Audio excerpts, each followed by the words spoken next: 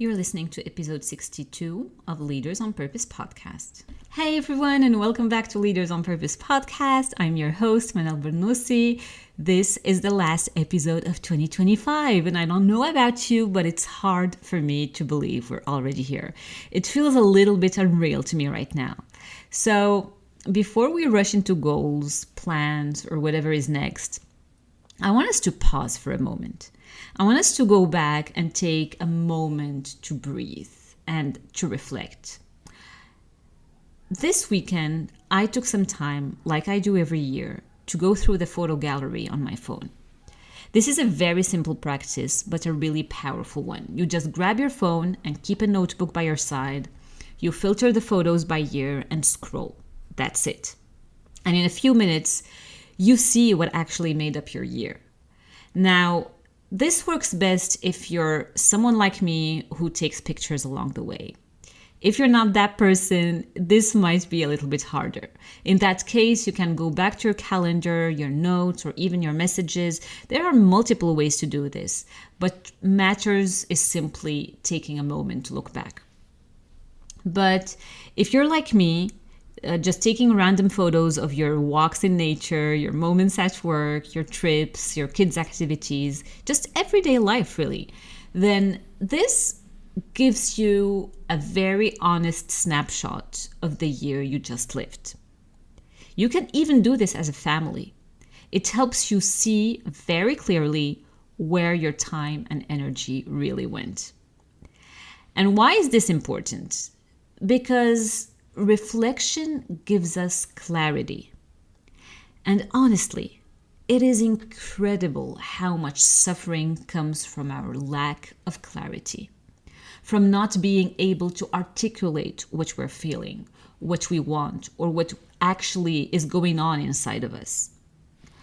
When we don't create space to think, everything stays tangled. Our thoughts, emotions, fatigue, expectations. Creating space to reflect allows us to help all of that settle. It gives us perspective. It grounds us in reality, not in the stories our minds create or when we're tired and overwhelmed, but in what actually happened. That's why clarity matters so much. It is the foundation of intentional growth. And when you stop and really look back, you often realize something important. You often realize that a lot more happened than you gave yourself credit for. Which brings me to 2025. 2025 wasn't just demanding. For many of us, it was heavy. Heavy emotionally, heavy on the nervous system, heavy in ways that didn't always have words. And when the external world feels unstable or disconnected from the values we hold deeply, the work becomes internal. It becomes about anchoring, about regulating. It becomes about protecting our humanity, especially when the world around us feels overwhelming. I wanted to acknowledge this and document it also because pretending otherwise would feel disconnected from reality. And at the same time, it is important to honor the other side of the year as well. Because 2025 wasn't only heavy, it also held a lot of positive moments. I'm sure if you think about it, you can identify all those positive moments. Moments of growth. Moments of connection, milestones, moments of joy, pride, and gratitude. And that's the reality of life, isn't it? We are often holding more than one truth at the same time. Grief and gratitude, pressure and fulfillment, exhaustion and purpose. Holding space for that duality is something you learn with time. It is part of emotional intelligence. It is part of leadership as well. We do not have to minimize the difficulty to acknowledge the good. And we do not have to deny the good to honor what was hard. Both can exist at the same time. And this is exactly where reflection becomes useful. Because when you actually look back, you stop seeing the year as good or bad, and you start seeing it as full. You start seeing it as full. And that's also why I don't believe in New Year's resolutions. Resolutions don't really account for how life actually unfolds. Life is rarely linear, isn't it? And resolutions don't leave much room for that reality. If you've been listening to this podcast for a while, you know this about me. Not because goals don't matter, they absolutely do, but because resolutions often come with pressure, with rigidity and self-judgment.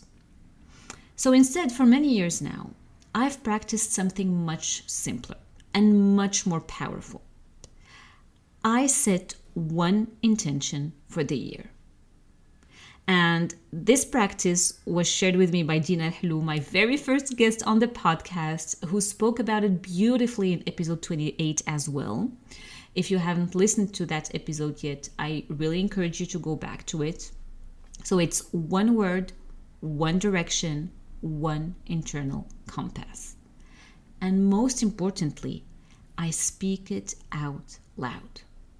Because what I've learned and what I deeply believe is this: what we do not articulate, we drift from.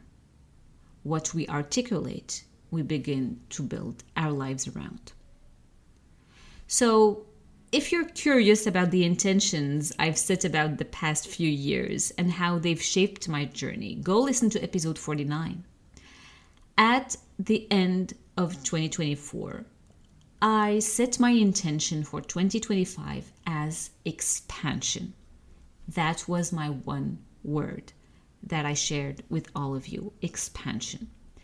And what's interesting is this: once you name the intention and you take time to pause and reflect, you begin to recognize when it shows up.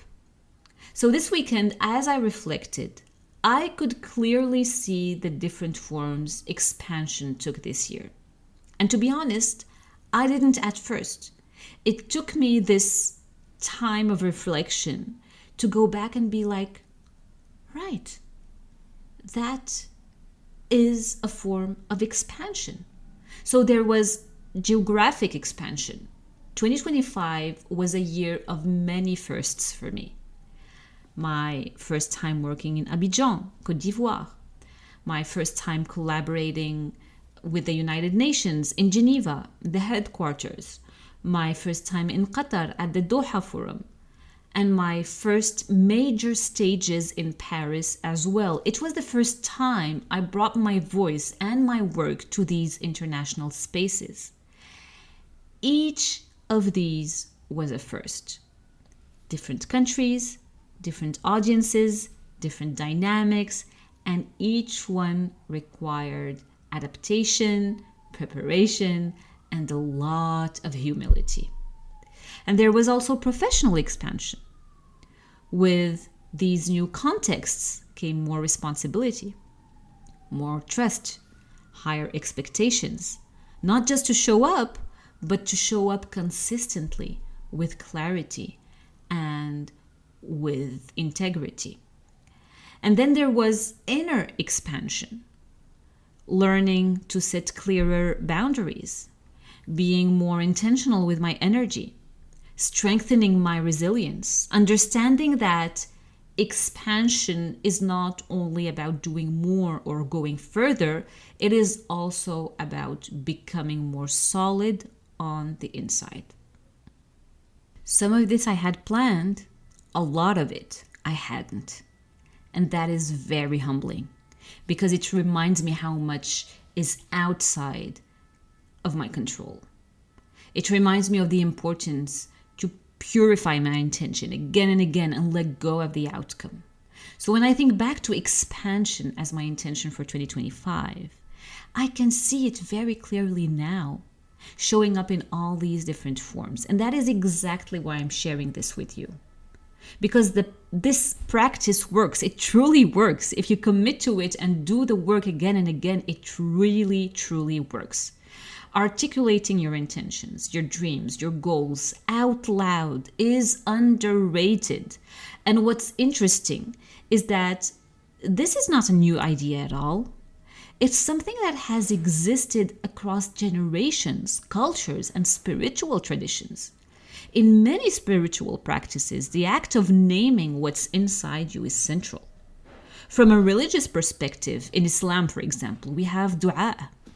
And when you think about it, dua is exactly that.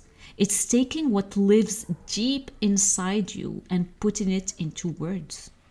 It's expressing your hopes, your fears, your needs. It's surrendering to the divine and trusting without certainty of the how, but with absolute faith that things will unfold in due time. And you'll find the same idea elsewhere. In meditation practices, intention setting is often the first step. In some philosophies, speaking your intention is seen as a way of aligning your inner world with your actions. Different paths, same truth. When you articulate something clearly, you give it form. You take it out of the fog of your mind and bring it into awareness. And something shifts when you do that. You start noticing what aligns with it. You start making choices that protect it. And you become more conscious of what pulls you away from it. That is why I believe intention is so powerful. Not because it controls outcomes, it doesn't, but because it orients us. It gives direction in moments of doubt. It gives coherence when life feels scattered. And it reminds us of what matters when noise takes over. That is why I keep coming back to this practice year after year. As I was reflecting on my intention for 2026, one thing became very clear to me. My intention for 2026 is transmission. Expansion was right for this season, and now what naturally follows is consolidation and transmission. There is a time to expand, and there is a time to strengthen what has been built. For me, transmission means passing on what has been embodied, not just learned, sharing what has been lived, tested, and integrated, and creating space for others to carry it with me forward in their own voice with integrity. After a year of expansion, I'm entering a phase of consolidation and transmission, strengthening what exists and preparing others to carry it forward and scale the impact. This is a major step for me. It means taking leaders on purpose beyond just myself, beyond me being the one behind the mic or on stage. It means trusting the work enough to let it live through others and stepping out of my comfort zone once again in service of this purpose. Because in a world that feels unstable, I believe what we need is not louder voices, but grounded ones. And this is deeply aligned with the mission of Leaders on Purpose, to amplify conversations that matter. And I cannot do that alone. The more people we bring in to serve this purpose, the greater the impact we can create together. So now, as I'm sharing this with you, I want us to pause for a moment. Because this isn't just about my journey, it's about yours too. So I invite you to check in with yourself. What season are you in?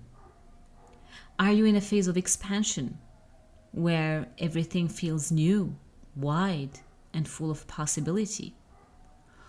Or are you in a phase where life is asking you to slow down, to consolidate and strengthen what you've already built? What did 2025 ask of you? Where did you grow, even if it didn't look the way you expected? What stretched you? What drained you? And what quietly matured you? And as you look toward 2026, what feels true for you? Not what sounds good, not what looks impressive, but what your nervous system, your body, your intuition are asking for. Is it clarity if you're craving direction? Or peace if your nervous system needs rest? Maybe it's consistency if you're tired of starting and stopping and dropping again. It could be freedom if you want more choice and space. Or maybe it's healing if 2025 was heavy for you. It can be courage if you know a decision is waiting for you. Or growth. Or stability if life has been shaky. There is no right answer.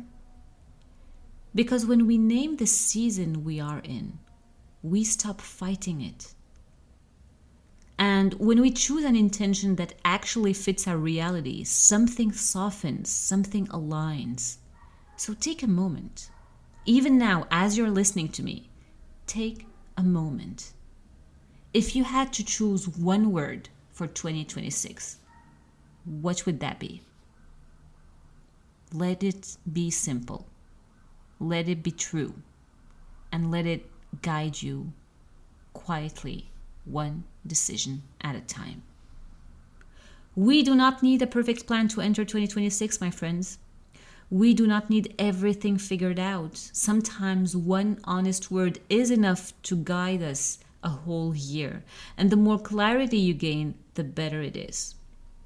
I want to take a moment to honor the Leaders on Purpose community. You guys, we have been through highs and lows together, through growth and grief, through expansion and contraction. And I want to say thank you. Thank you for spending this time with me. Thank you for being here. It truly means a lot. Thank you for listening, reflecting, and growing with me. And for all the messages you send, the questions you ask, the reflections you share, they genuinely shape this journey. As I often say, I see us as brothers and sisters on the path. And I want to pause here to thank each and every one of you for the most precious thing you give me, which is your time. It is an honor. It is a privilege I do not take lightly. As we close 2025 and step into 2026, my wish for you is this. May you enter the new year with clarity where there was confusion, with peace where your nervous system has been tired, with courage where a decision has been waiting, and with gentleness toward yourself for everything you have carried. May you choose an intention that feels true to who you are, not who you think you should be.